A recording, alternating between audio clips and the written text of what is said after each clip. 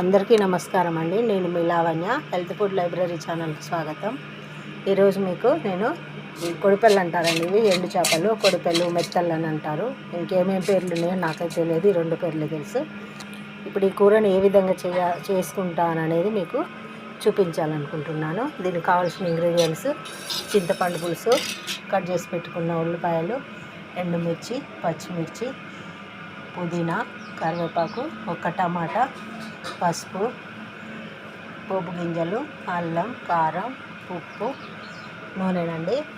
ఇంకా దీనికి లాస్ట్కు జీలకర్ర మెంతుల పొడి అనేది వేస్తాను. ముందుగా పొయ్యి మీద గిన్నె కాలిపోతుంది. నూనె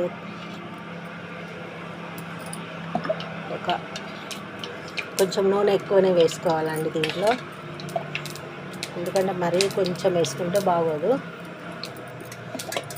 సింపుల్గానే చేసుకోవచ్చు అండి, తయారు చేసి పెట్టుకోవడమే కొంచెం కష్టం, కానీ మనం వీటిని ప్రిపేర్ చేసుకోవడం వండేటప్పుడు తొందరగానే అయిపోతుంది. పోపు గింజలు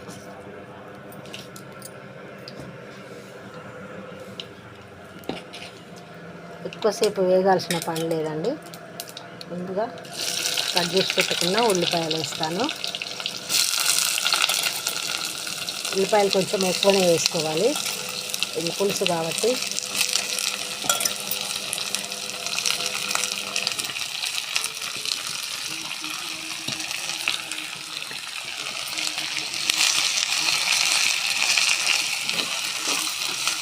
ఎండ అయితే భలే కొడుతుందండి పొయ్యి దగ్గర.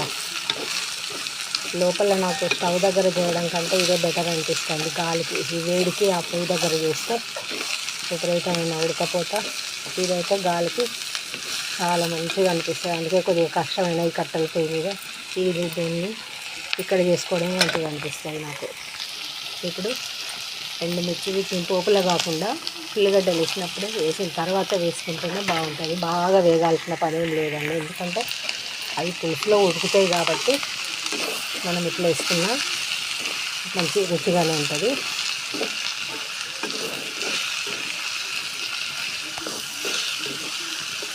దీనిలో కొంచెం ఉల్లిగడ్డ మనకు తొందరగా మగ్గడానికి కొంచెం నేను ఇందులో రాక్ సాల్టే వేస్తున్నానండి, ఇట్లా పులుసు కాబట్టి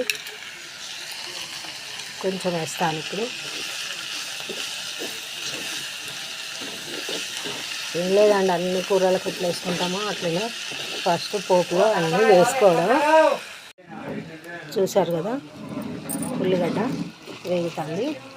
ఇప్పుడు దీంట్లో కరివేపాకు, పుదీనా వేసి కలుపుకోవాలి. ఉల్లిగడ్డ బాగా వేగాల్సిన పని లేదండి, ఎందుకంటే ఇది పులుసు కూర కాబట్టి ఉల్లిగడ్డ బాగా మనం ఏదో కర్రీస్ చేసినట్టుగా బాగా వేగాల్సిన పని లేదు, ఎందుకంటే మళ్ళీ పులుసులో కూడా ఉడుకుతుంది కాబట్టి దాన్ని బాగా వేంపాల్సిన పని ఏం లేదు. ఇప్పుడు పసుపు,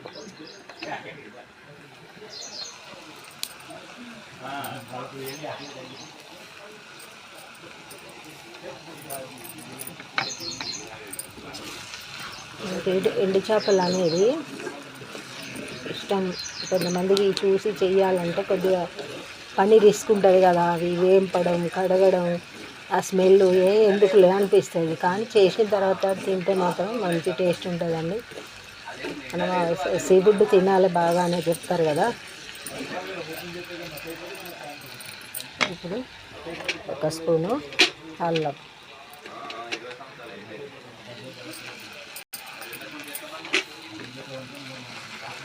ఏదైనా కూడా చేయడం అంత కష్టం మనం అనుకుంటాం, అన్నీ చెప్తాం సింపుల్గా చేయొచ్చు, ఏది సింపుల్గా చేసుడు ఉండదని. మనం అన్నీ ప్రిపేర్ చేసుకునే వరకే చాలా టైం పడుతుంది, చేయడం ఏమో సింపుల్గా చేయొచ్చు అని చెప్పడం అంత ఈజీ, కానీ చేస్తే తెలుస్తుంది. మనం అంత కష్టపడి చేసినాక తినేటప్పుడు ఇంకా మన ఇంట్లో వాళ్ళు ఇది బాగలేదు, అది బాగలేదు అంటారు కదా, వాళ్ళకి ఏమర్థమవుతుంది మనం ఎంత కష్టపడి చేసినా ఆ కష్టం అంతా వృధా అవుతుంది. వాళ్ళు చెప్పే రెండే మాటలు, బాగుంది, బాగలేదు, ఆ రెండు మాటల కోసం మనం ఇంత కష్టపడాలి. ఉల్లిగడ్డ వేగిపోయిందండి, చాలు, ఇంతకంటే ఎక్కువ వేయమద్దు. 10 నిమిషాలు అయింది ఇది. దీంట్లో ఇప్పుడు టమాటా,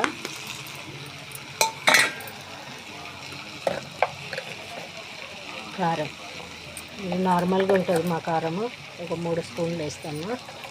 ఏదైనా మనము అందాలతో వేసుకొని రోజు వంటలు చేసే వాళ్ళమే కదా, ఎవరైనా కూడా మనము ఈజీగానే చూసి ఉప్పు కారం కరెక్ట్గా ఉండాలండి కూరలో.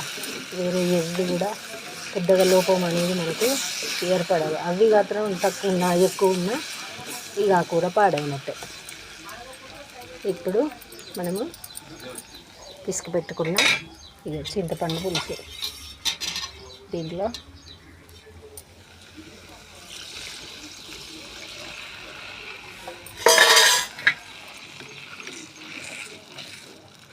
మనం పులుపు సరిగా ఉందా లేదా మనం తినేదాన్ని బట్టి, ఒకరు పుల్లగా తింటారు, కొంచెం తక్కువ తింటారు, వాళ్ళు ఉంటారు కదా, దాన్ని బట్టి మనము చూసుకోవాలి. ఉప్పు అనేది లాస్ట్గా వేసుకోవాలండి. నేను ఈ మధ్యనే కొంచెం తెలుసుకున్నాను. మాకు వివో మీటింగ్ అప్పుడు ఒక ఏదో సంస్థ వాళ్ళు వచ్చి ఉప్పును ఏ విధంగా వాడుకోవాలి, మనము ఉప్పు అయోడిన్ లోపం ఉంటే థైరాయిడ్ ప్రాబ్లము, చిన్నపిల్లలకు ఈ బుద్ధి మాంద్యం అనేది వస్తుంది. కాబట్టి ఉప్పునంట ఎండలో పెట్టకూడదంట. కూరలో వేసినప్పుడు కూడా ఫస్ట్ మన కూర ఉడుకుతాంటేనే వేస్తాం. నేను కూడా అట్లనే వేసేదాన్ని. లాస్ట్కి వేసుకోవాలంట, ఎండ తగలొద్దంట ఉప్పుకు. అట్లా తగడం వల్ల దాంట్లో అయోడిన్ లోపం ఏర్పడుతుందట. ఆ ఉప్పు తినడం వల్ల మనకు ఇలాంటి సమస్యలు వస్తాయండి అని చెప్పారు మాకు. అందుకే లాస్ట్కే వేసుకుంటున్నా దేంట్లో కానీ. చెప్పిన తర్వాత మనం తెలుసుకున్నాక ఈ విషయం మనం జాగ్రత్తలు తీసుకోవాలి కదా. తెలియకముందు ఎలాంటి తప్పులు చేసినా తెలిసి కూడా చేయొద్దు కదా. కొంచెం మాత్రం మనం ఉల్లిగడ్డ తొందరగా వేగడం కోసం కొంచెం వేసాను.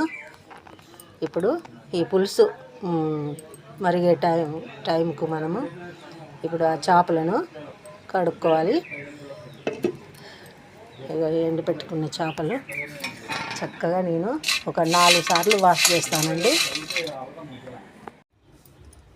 ఈ చేపలు అనేది మనం వాటర్ వేసి చూడండి ఇంత, చూడండి వాటర్ ఎంత ఎట్లనే చూడడానికి ఈ విధంగా తీసుకొద్దండి. ఇసుక అన్నీ ఈ విధంగా మనము చేపల్ని కడుక్కోకుండా వండుకుంటే మాత్రం ఇగో కనబడుతుందా ఎంత దరిద్రంగా ఉన్నాయో వాటరు. ఇట్లా కడిగి మళ్ళీ మనము వేరే ప్లేట్లో చేపలు తీసి పెట్టుకొని వాటర్ పడబోయాలి. పిసుకొద్దు చేపని ఎప్పుడు కానీ.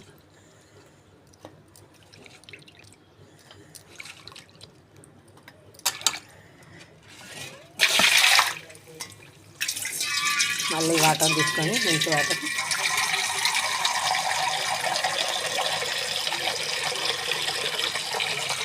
ఇది ఎక్కువ తీసుకోవాలండి వాటర్, కొంచెం వాటర్ వేసి కాదు.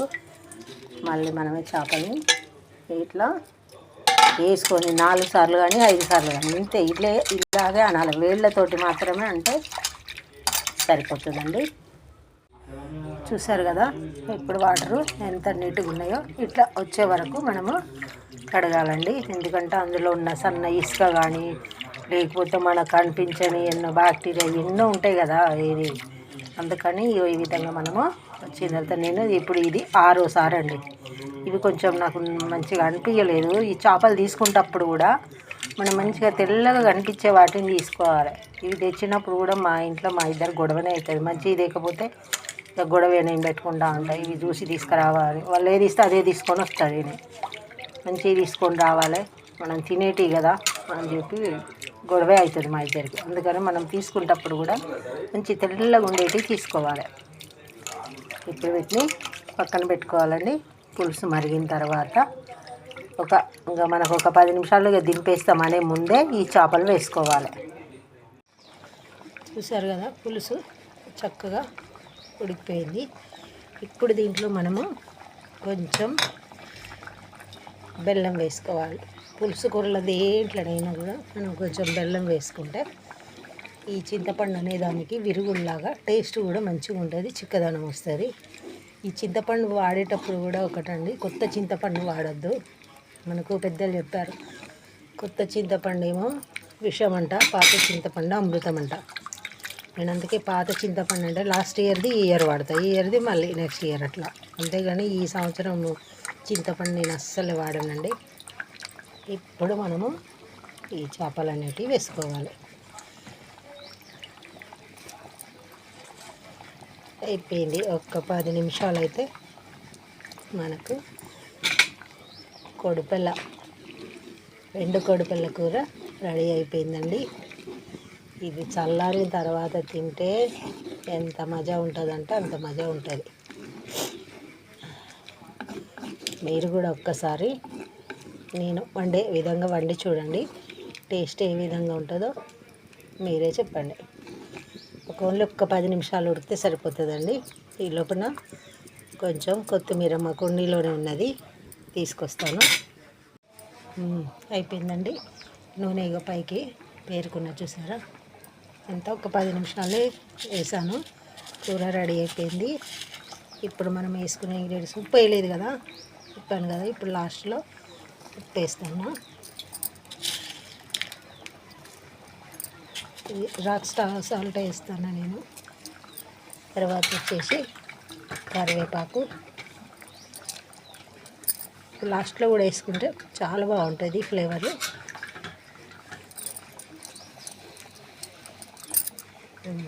ఈ కొత్తిమీర వచ్చేసి ఇది ఇప్పుడే దింపాను మా కుండీలో నుంచి.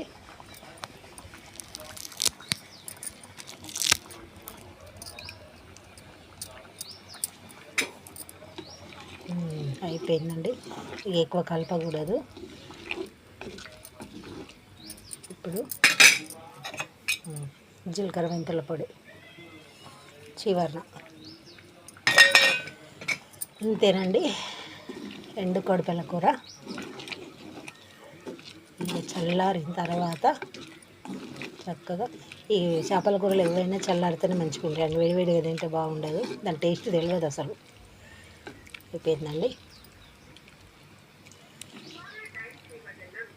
మీరు కూడా ఒక్కసారి నేను ఏ విధంగా వండానో ఆ విధంగా మీరు ఒకసారి ట్రై చేయండి. ఉంటానండి. బాయ్, మీ లావణ్య.